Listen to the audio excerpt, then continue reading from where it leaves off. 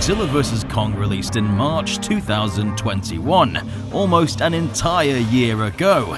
It's hard to believe how quickly time has flown.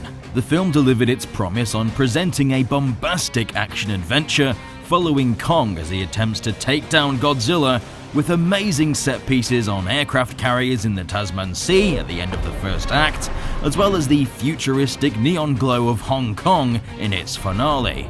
But one of the standout moments, the set piece people often mention when talking about what they liked about the film, was the Hollow Earth. This beautiful sequence takes place in, you guessed it, the center of the Earth, in a previously unexplored region, theorized and hinted at in Kong Skull Island and Godzilla King of the Monsters.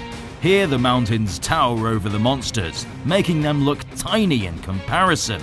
The land curves over them, and the rocks even float around them as the gravity changes depending on the altitude. We even uncover more information about Kong's ancestors, as we see their great cathedral, a place built by Kong's species and their ancient human allies. So you'd think any of these parts of the Hollow Earth would be what people remember? Nope, Titanus Doug.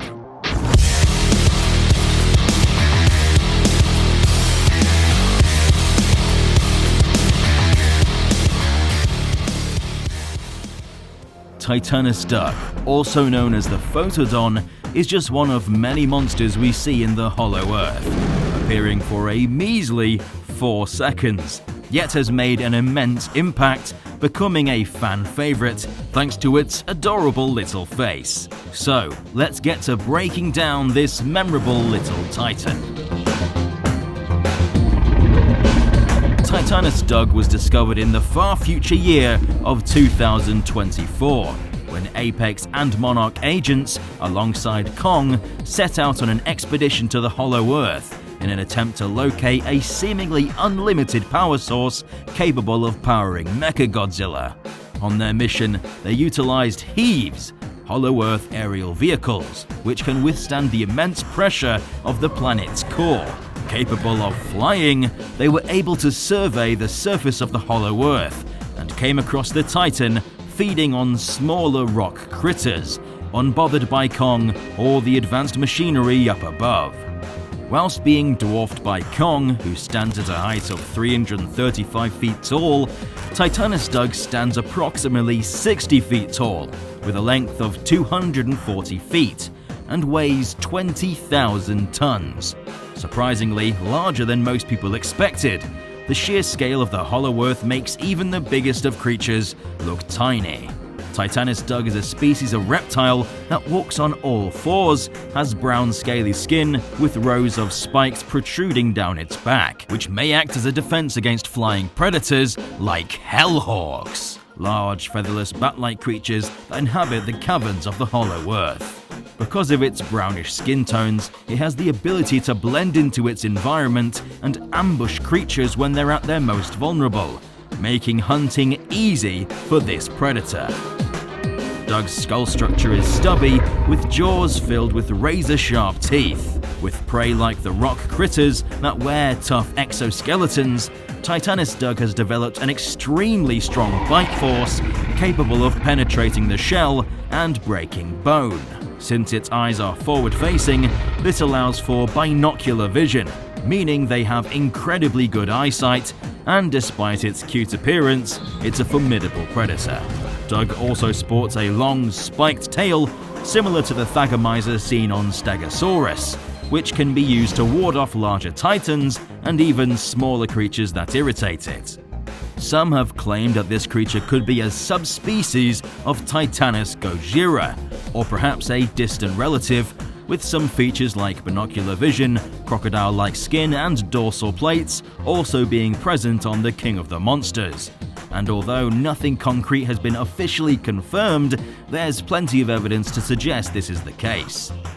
In regards to its intelligence, Doug functions purely off instinct, like most large reptiles, hunting, sleeping, and mating being its prime functions. I mean, look at his face, there's not a single thought behind those eyes.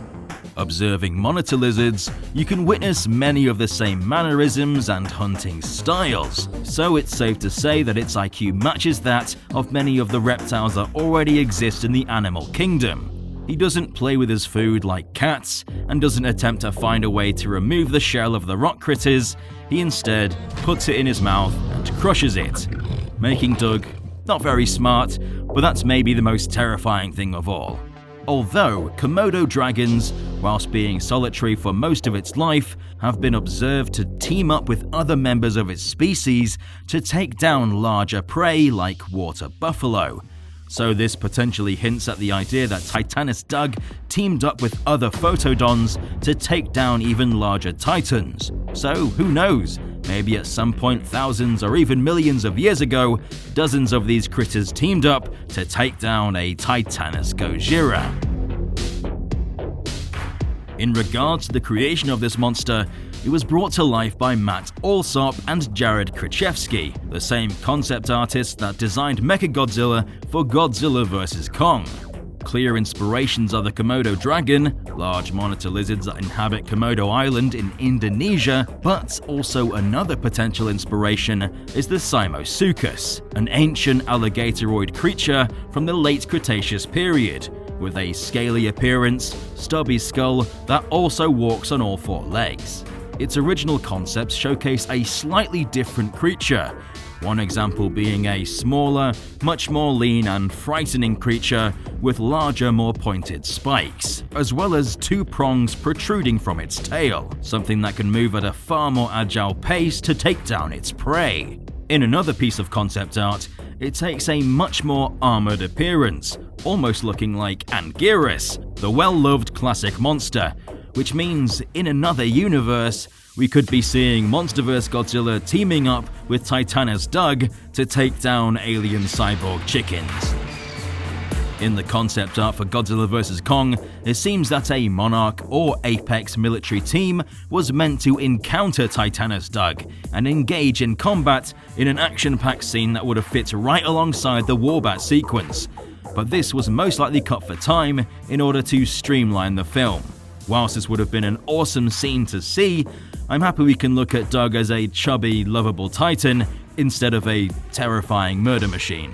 Much of Matt Alsop's concept for the Hollow Earth showcases a dark, volcanic, misty, and much more terrifying environment, which means Doug could have originally been a cave dweller living in the dark tunnels below the surface instead of the forest-dwelling monster that we see in the final film. We may be making a video exploring the uncharted Hollow Earth terrain, so subscribe and stomp the notification button to not miss out on that. So you're probably wondering, why on earth do so many people love this sweet baby boy, considering he's in the film for a measly 4 seconds? Well, it's hard to say.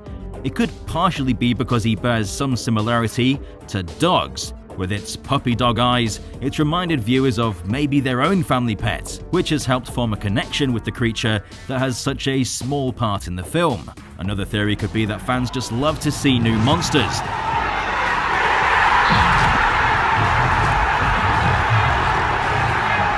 And with this creature bearing such a resemblance to Godzilla, people would undeniably become interested. The countless theory videos discussing whether this titan could be related to Godzilla has also made it a household name. And about that name, Titanus Doug. This name was a running joke spread across the Godzilla community before being adopted by even the director, which most likely helped it become a fan favorite. A similar phenomenon happened with Behemoth, a mammoth-like titan from Godzilla, King of the Monsters, that doesn't really have a big presence in the film, but became a fan favorite despite the little screen time it has. I remember being sat in the cinema during G-Fest watching King of the Monsters with other Godzilla fans, and when Behemoth came on screen, the audience would cheer. I can imagine the audience would cheer just as loud for Titanus Doug. So that was Titanus Doug. Do you love him for what little presence he has in the film, or do you just not get it? Let us know in the comment section down below. If you want to see more monster breakdowns, then leave a like, because it helps us know what you want to see more of. I've been Alistair from DangerVille, and we'll see you residents in the next one.